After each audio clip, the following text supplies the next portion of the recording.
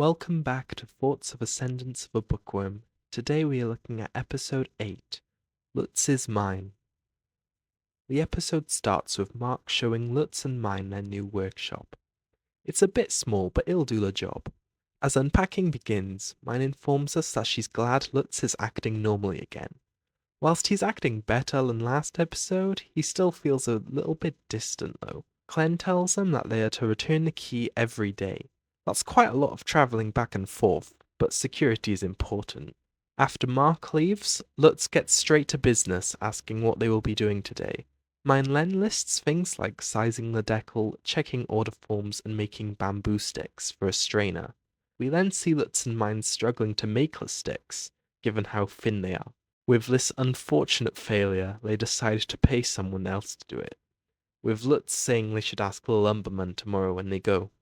At the lumberer's, we are greeted with this rather intimidating man.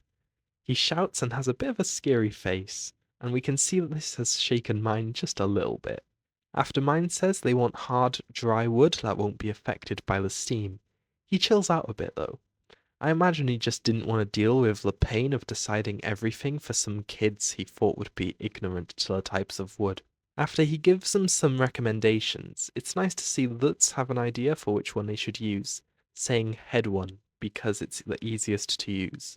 It makes sense that Lutz would know this because his father is a carpenter and likely uses wood a lot. After checking the order form, the lumberer asks further questions about the mallet and a base, which catches Myne off guard.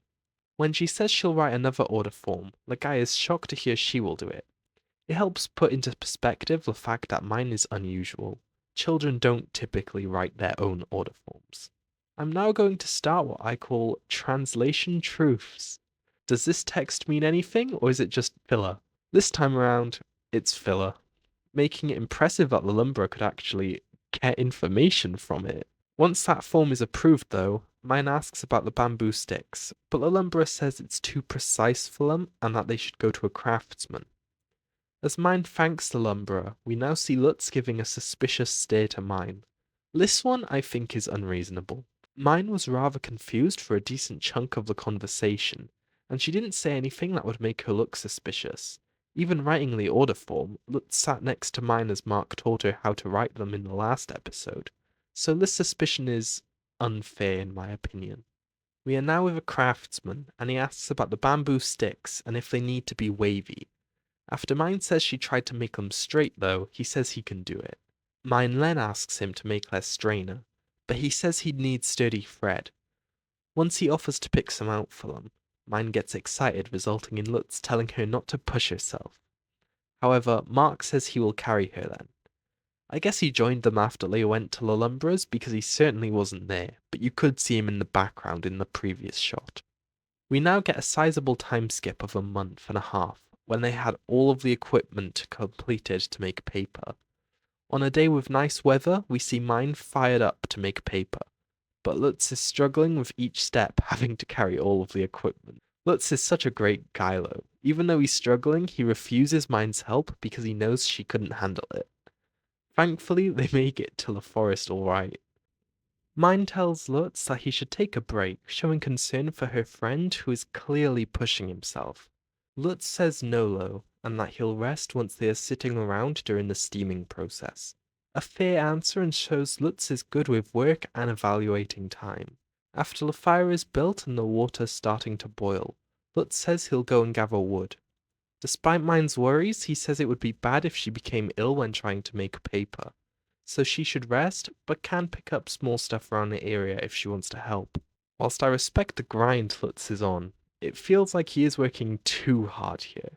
I wonder if that is some sort of distraction mechanism for him to not think about Myne being a fake.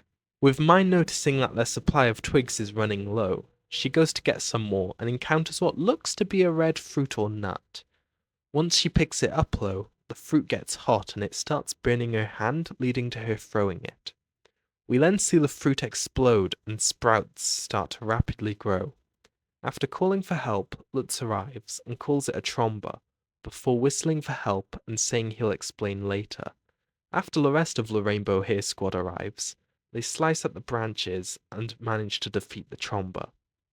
After checking if Myne was okay, Lutz now explains what a Trombe is. He says it rapidly consumes nutrients in the soil and grows quickly if not stopped soon. He also says it's very dangerous if it grows too big and that the Night Order has to be called in, leading Myne to think this really is a fantasy world. Lutz then gives us some information like it's not Trombe season yet. It was growing unusually fast and that it didn't drain much from the soil. So with this knowledge from Lutz, let's break down what happened here. When Myne first picked up the fruit, it appears to have had a reaction to her. The likely answer to that would be Myne's mana. Later, we will learn that mana is everywhere, including in the soil. So that would suggest that the specific trigger was either a direct flow of mana from Myne to the fruit, or contact with a high density or quantities of mana. After becoming a grenade and detonating, the Trombe starts rapidly growing. However, it doesn't drain much from the soil. Given this fact, we can determine that Myne was the primary source of energy for the Trombe through her mana, since otherwise the Trombe wouldn't have been able to grow so quickly, having drained so little from the soil. The last thing to look at is the Trombe sprouting out of season. This scene takes place during the summer. However, given when the Trombe shows up again naturally in season 2, it appears that they usually sprout towards the end of autumn. It just further suggests that this situation is strange. Overall, this exchange with the Trombe serves to introduce us to Fey plants firsthand, establish how dangerous a Trombe is, and to hint towards Myne's abundance of mana. Back to the scene though, and Lutz asks Myne if she thinks it's strange. Myne, being the sheltered child she was though, says she didn't know. Seeing the Trombe wood just lying around though makes Myne think about using it for paper, as it should have the properties she's after. Following steaming, Myne peels the bark from the Trombe and claims it might be the perfect paper-making material. Hearing this, Lutz expresses his shock whilst wearing his suspicious face. We can see his questions slowly building up this episode as Myne reveals more and more. With Myne explaining the next steps to him, Lutz goes to ask a question, but stops himself and says they will talk once the paper is finished. I believe this to be the moment when Lutz decided that Myne really is a fake, because despite everything that happened before, this is one thing Myne truly shouldn't have known. To create the method should have taken plenty of trial and error, and yet Myne is doing it first try with unwavering confidence. Lutz then makes the reasonable assessment that Trombe is unpredictable with when it grows, so they'll have to try other woods as well. Myne then ponders if Lutz is still suspicious of her, to which of course he is. You have done literally nothing to prove yourself innocent. Having made great progress on the paper-making process, they are now boiling the dried wood. However, they need to stir it, but didn't bring any utensils to stir with. As a result, Myne basically asks Lutz to make her chopsticks, which he does perfectly. Myne then stirs with the chopsticks, but this makes Lutz suspicious over how she's able to hold them so effortlessly. I mean, this is one of the simplest incidents Myne could have avoided as well. All she had to do was ask for one stick to use for stirring the pot, but habit had her resort to chopsticks. Trying to play it off as cool will not help Lutz's doubts either. But with that, we reach the midpoint of the episode. Returning to the episode, we see Lutz and Myne making the paper solution and starting to make sheets of paper. Myne slips up here though and claims she is familiar with this stage. She then elaborates and says she used to make paper using milk cartons, which I'm sure is an activity she enjoyed. Since Lutz has been constantly on guard around Myne and watching her every move, he obviously notices this blunder and pushes her on her certainty. In her excitement though, Myne outright admits she has done it before. This episode really showcases Myne's careless side. Even though she thinks Lutz is still suspicious of her, she has made no effort to be more careful and watch what she says. It's not until Lutz asks when and where she has done this before that Myne gets nervous and panicked. We see that Myne is terrible at coming up with excuses and changing subjects, as we saw with the chopsticks. But saying it's a girly secret is weaker than her body is. With Myne now shaking the mixture to even it out, Lutz inquires about why she is doing so. Myne quickly answers it is to balance the thickness of the paper, resulting in Lutz again pushing her on how she knows that. Myne then stops and silently asks Lutz to stop glaring at her like that. Understandable, because that look could kill with how intense it is. The show now quickly rushes through the final days of paper making to the point that the sheets just need to dry. It's nice to see and hear how happy Myne is at having completed some paper. It shows how much this means to her. With the paper virtually done, Lutz now wants to talk to Myne about the obvious issue he currently has with her. I'm shocked they chose to talk outside for this slow, given how important of a discussion it's about to be.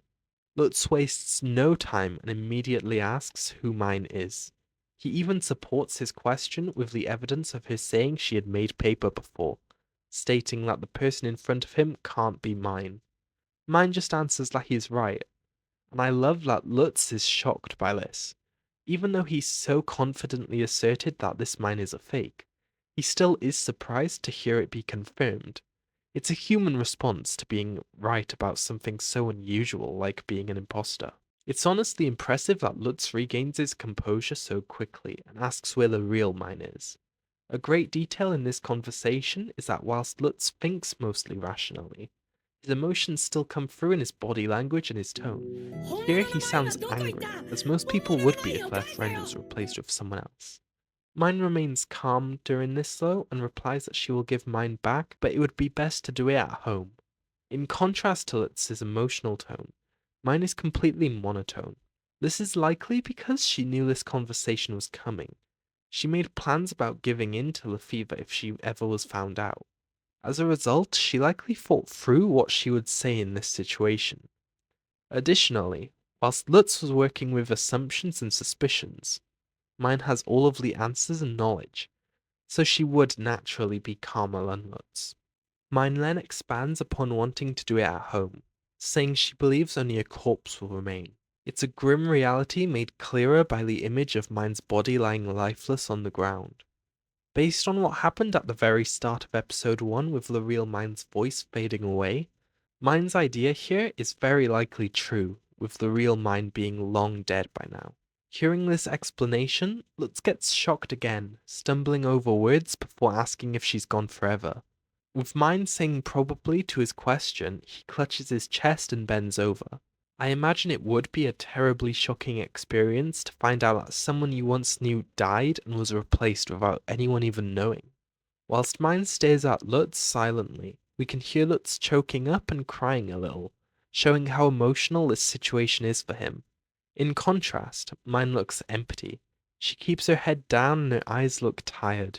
She's probably accepting that she will die soon, and is suppressing her emotions. Pushing through his sorrow, Lutz asks if Myne killed the real Myne with her fever. She replies by saying he's half right and half wrong, with the fever being the thing to devour the real Myne, but she is also being devoured by the same fever. Lutz, now in a confused state, ups his confrontation by shouting at Myne and shaking her. His barrage of questions demonstrate his confusion. In comparison, his demand that Myne tells him he's right shows his desperation for understanding. He has probably been working under the assumption that Myne chose to kill the real Myne and replace her, making her some sort of evil monster to him. But with Myne's answers slowly breaking down that image, he is becoming even more uncertain than when their talk started, leading him to want some clarity. With all of these accusations though, Myne breaks her monotone speech and shouts back at Lutz that she never wanted to be Myne. This snaps Lutz out of his anger, but Myne continues by revealing that she is from another world, but upon dying woke up in a child's body. She then says that if she had a choice, she wouldn't have chosen such a sickly body. I mean, that makes total sense. Who would willingly want a body that ends up bedridden after the slightest inconvenience?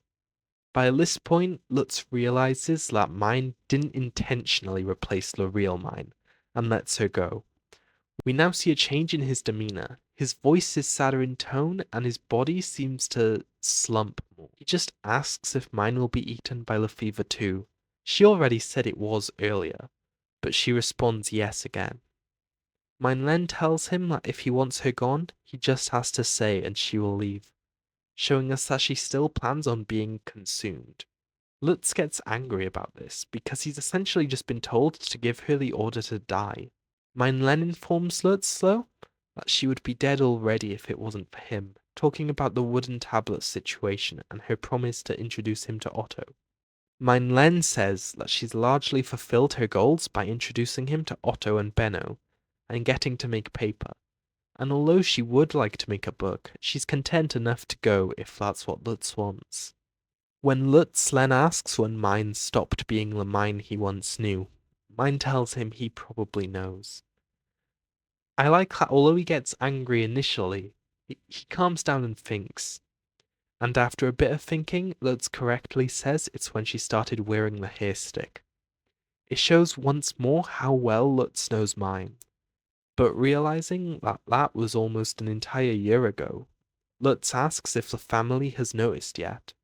As Myne says, and as we saw a while back, they certainly noticed she was acting strange, but they're just glad she's active. Lutz makes a mature decision that it isn't his place to decide if Myne should die or not. That's a decision for her family to make. Despite being upset still, Lutz still cares for Myne, showing concern when she is visibly trembling. Ultimately, the Myne Lutz really knows is the one right in front of him, not the girl that was always sick in bed, so he decides to continue helping Myne and being her friend. We can see him smiling now and speaking with a soft tone, suggesting his acceptance of the situation and of Myne. Myne also tells us that Lutz's words made everything right for her. She now feels truly accepted in this world and understood by someone. With this emotional and personal discussion finished though, we resolve the identity crisis Myne has been struggling with in this world. As autumn arrives and papermaking becomes harder, Myne and Lutz deliver their paper prototypes to Benno. They provide 6 test sheets using 2 types of wood and 3 thicknesses for each. We can also see that they are only small, about the size of a postcard as Myne said they should aim for. Trying out the paper, Benno looks impressed. Now it's time for another round of translation truths. Do you think this writing is meaningful? This time it kind of is. It says Gilberta, the name of the store. Benno somehow forgot the I in his own business name, but it's close enough for me to give it a pass, I think. Anyway, Benno observes that it's easy to write on, but does blot the ink a little. But just by looking at it, we can see it's only marginal. But with a smile on his face, Benno says they pass and will be accepted as apprentices. Benno calls one higher quality, and based on the thickness of the ink on the pages, I would say it's due to the ink blotting less on the one compared to the other. However, when Myne says that's the one made from Trombe, Benno freaks out and says they can't mass produce that because it's too dangerous and they'll make a wasteland. Chibi segment time, and Myne proudly tells Ferdinand about the finished paper, and he responds by saying she can finally start producing books. However, Myne gets flustered and then saddened as she lists the many things she needs to do before she can make books. But with that, the episode ends. Thanks for watching and I hope you enjoyed. Please leave your thoughts below. Bye!